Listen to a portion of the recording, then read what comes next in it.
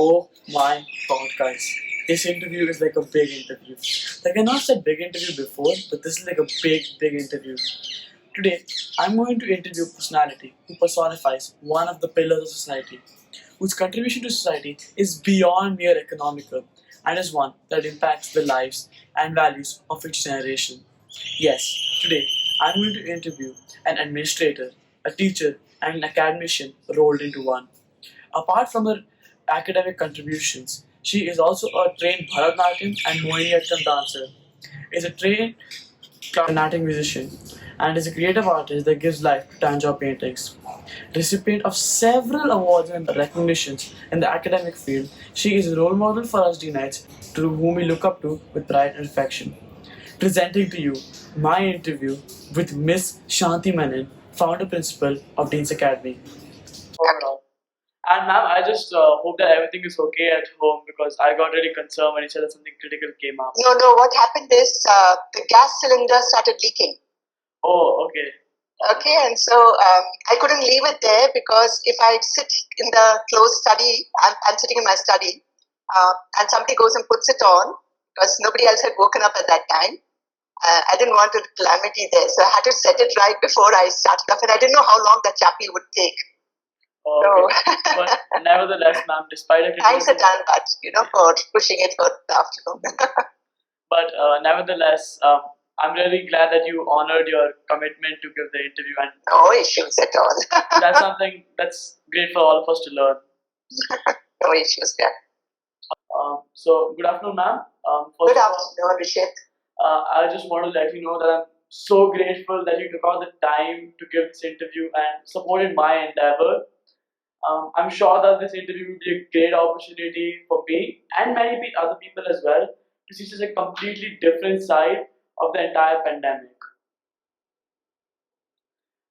So, for all our viewers out there, ma'am, can you define a profession in a few sentences? My profession in a few sentences. All right. Essentially, working with children, hoping to give them avenues that they dream for,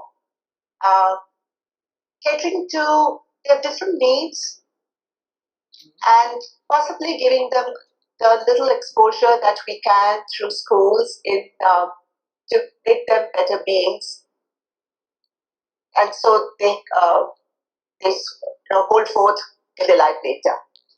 So, ma'am, I understand that you're the principal of Deens Academy. Yeah.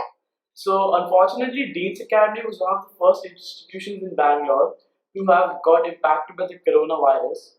So, how did you come to know about the coronavirus affecting one of the students at our institution, and what immediate steps did you take? So, it was very straightforward. The child's father had returned from the US. So the mother wrote to me specifically, I think the date was the 6th or so of March, when she wrote to me saying that the father who had returned has been quarantined and he's in isolation and they suspect his case is serious. So it already had alerted me, therefore, when I got the word seed, and the mother had written to me, so I knew it was authentic. So I was a little already alert, and I had alerted our staff already about it. By the 9th morning, we discovered that he was termed positive, and so was the child. And students were already in school. So the only possible thing that I could do on that particular day was quickly, shut school, because we didn't know how many other children may have been infected or what the repercussions of the school was. So the first thing I did was let the children be safe and send them home. So I took this decision at about 10:30. By the time I could gather the transport department to get ready to take the children back, inform the parents, because they had to be something to receive the children when they reached home. It was already 11:30. And then we boarded the children at 12, and we shut school immediately. The first thing we did was that. And the next day onwards, we started sanitizing the school. We didn't allow any staff to come in, except the bare minimum housekeeping people, and they were sanitizing the place. The sanitization was twofold. We started with Dettol cleaning, and then I realized that possibly may not be the best option. So we started doing bleach cleaning of everything in the school. And school was completely shut. So this was the first thing that we did. And of course, then instantly I communicated to parents saying that, keep the children home and keep them safe because we do have a case in our school. So, ma'am, being the principal of a reputed institution, how have you handled the unwanted media glare which ensued the breakout of the news? Well, so I was actually lucky in that terms. The media was very, very empathetic and supportive through that phase because it was horrendously difficult. Uh, it was since we were at home and there was, when I couldn't get into school, there was nobody I could work with. I had to work alone, make a decision by myself, kind of thing, right? But the media was very, very empathetic. They were not pushing for. Of course, they were bombarding me with calls and things like that. But they never did print anything that was not told to them. That was the biggest advantage. And two was they were not trying to, fan the flame. They were only reporting what was the fact, which was fine. And therefore, in one's end, it was alerting the public, and the other end, it was giving people the actual picture. So it also gave solace to a lot of staff and students and children that this is what is actually happening in that school and nothing more. So in that terms, media was, I think, helpful because it was helping me get across to masses. That's very nice, ma'am. So, what have been the effects of this pandemic on your institution? Well, the immediate effect was that we had to shut shop with no plans, right? Um, and we had already, we were in the last month where we are, tying up, finishing up portions, syllabus for the year. We had a lot of plans of the last 2 weeks just before the final exam start. There are a lot of activity that goes on. The children had to be sent off without a formal farewell to them. So we couldn't even give them a brief of what they're going to be doing the next few months, and none of all that happened. That was the immediate effect. But what also was the positive effect was we quickly pulled up our socks. Within by the 13th or so, we closed the 9th of March. By the 12th or 13th, I realized that we cannot waste time because we don't know how long this is going to be. So we're going to start doing online classes. All the teachers brainstormed. We got onto Zoom. We brainstormed. We quickly started taking classes. From the 16th, we went live with classes. For the 9th, which had moved into 10th, and the 11th, which had moved into the 12th. So classes started, and so we were all set. But the flip effect of the whole thing was that I think, and I feel quite bad when I say this, deans' children, deans' staff, deans' parents were ostracized with society because everybody looked at them as, potential virus carriers kind of thing. And it took a lot for us to hold on to each other to, keep up our morale and our spirit.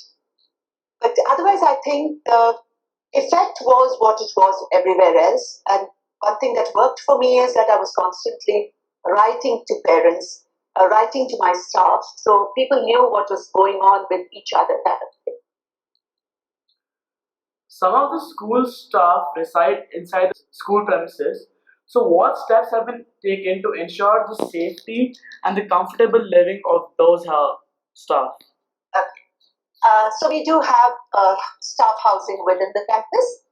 The first thing we did was we did give them a bit of information sharing. What is this pandemic about? How does it spread? And what do you do to take care of yourself? So this was the first thing that we did for everybody. We also managed to ensure that people who lived within were within and did not go out anymore. So we closed the gates for any kind of movement. So the people within could not go out and no outsider was allowed to come inside. So they were completely self-sufficient. Their supplies were being taken care of by one source. So I think they were fine because of that. In the upcoming session, do you foresee any obstacle in the smooth running of the institution? Due to this pandemic and the lockdown? very clearly, I do not foresee the coming session to open physically for a long, long time. So, with that in mind, we've already started planning, and I don't think the teachers I have not given the teachers a day's break since we officially closed. We are busy reworking the whole syllabus for the year and the curriculum such that the children are engaged with academics through. We are looking at plans for online classes right up to September. And of course, we're also looking at what to do if we do have to bring children in. See, finally, for senior school, practicals has to be done. So we're looking at creating cubicles for them where they have space of that, distancing between students kind of thing. So that's, I think, how it's going to be going forward. More or less, the teachers are getting trained on conducting all classes online. We have a whole lot of parents, fortunately for us, who come forward to help us with training teachers, setting things up for us, putting our software together, etc. So I think we should be able to run our whole curriculum without a hitch, starting from the day that we plan to open. Unlike what the government is announcing, we are starting classes on the 20th of May. Those schools are going to be not allowed to open till June, but we are fine with starting classes because we are all in place. That's very nice, ma'am. I look forward to going to an online class myself. So do you foresee any fallouts in the academic session of this year due to the extended lockdown? If yes, what steps do you have in mind to mitigate the same so that the students' academic progress is smooth? Academically, no fallout. We're making sure of that. We probably will have to curtail certain kind of processes that we follow, which essentially things like group work with the children really enjoy. But we are trying to think that through. If there's some way where children on our Zoom classes or we're looking at using Google Teams as our Google Meets as our tool for transacting classes. If we can create group work there itself, but so in that terms, academically, there will be no shortcoming at all. The biggest shortcoming that I foresee is the children enjoy their scholastic classes. So, be it PT, where they really run and play, or dance where they bunk, or music where they bunk, whatever it is. But that's a time when they have a little bit of free time for themselves. The social bonding with time that they have, that's going to be impacted very heavily, is what I think. So though we are focusing on creating a timetable which includes all of these classes, there is no option for them to have their fun time during those periods. That's what I think is going to be the loss of online classes. And ma'am, just as a question from my side, how do you plan on, like, nowadays we get notebook works, we have to do questions on science, English, maths. So will that notebook work be there in this academic session as well? Yeah. So see, there is no option out of notebook work, because when you listen, unless you write it down, it's not going to go into your long-term memory. So to ensure that, that's something that I've put down is notebook work is compulsory. But the other end of the problem is that notebook work needs to be corrected by the teacher. And if it's not corrected, the child is committing an erroneous fact into his head. So what we're planning is we're going to be sending notes to children, ready-made notes that we have created.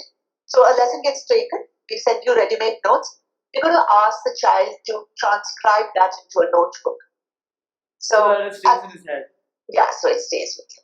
So that is going to be, so maths is, there is no option. The classes are essentially only writing classes. They're going to be getting presentations where the explanation is coming to you beforehand, and during the class, which is online with the teacher, you're only working out problems. But for all other subjects, you're going to be doing a bit of, copying out the notes into a thing. And then what worked for us is we're using Google Forms. So as you write and fill in, so worksheets are all converted into Google Forms. So as you fill it in, the teacher gets to see it instantly. And then she sends you a EduFlex note saying what the errors are and things like that. Ma'am, just a suggestion on my side, like I have a brother in America, so how they do their work is like I'm sure you've heard of Google Docs. Yeah. So what they do is like they get a question paper from the teacher on, let's say, biology, and it has 10 questions in it. Yeah. And so what they create is they create a closed server within Google Forms, and then the child types down the questions essentially on the laptop. They answer it according to however they're supposed to, and then when he shares the entire document, he sets on can edit. So when the teacher gets the document, she can essentially edit it and then send the corrected answers back to them. So you say this is Google Docs and not Google Forms, is it? No, ma'am. I'm not. Your Google Forms thing was correct, but this was just a suggestion from my side. I mean, which your institution could explore. Yeah. So we are also trying to figure out how do we get this back to the child, because unless you see your answer versus a teacher's answer, you're not going to understand what your error was. So we are exploring that a wee bit kind of thing. We will. Thank you for that. No problem. Thank you. So many students would be appearing for the 10th grade and 12th grade board exams in the upcoming session. Are there any special arrangements being envisaged for them? See, essentially, because they're going to be doing their board exams, we have to ensure that all the compliances for board exam readiness has to be done. So while theoretical classes will be fine over online, we have to get the practicals done. And that is why a little while ago I was talking of post September, when we're hoping the children come back to school. I'm exploring situations where I can create individual cubicles for children, so that they are in school and yet they're safe. We maintain the social distance that is required, 3 feet kind of thing for every child, and of course all the mandatory masks and sanitization and all of that. So I do think that they should be completely ready. I don't foresee a problem on that front.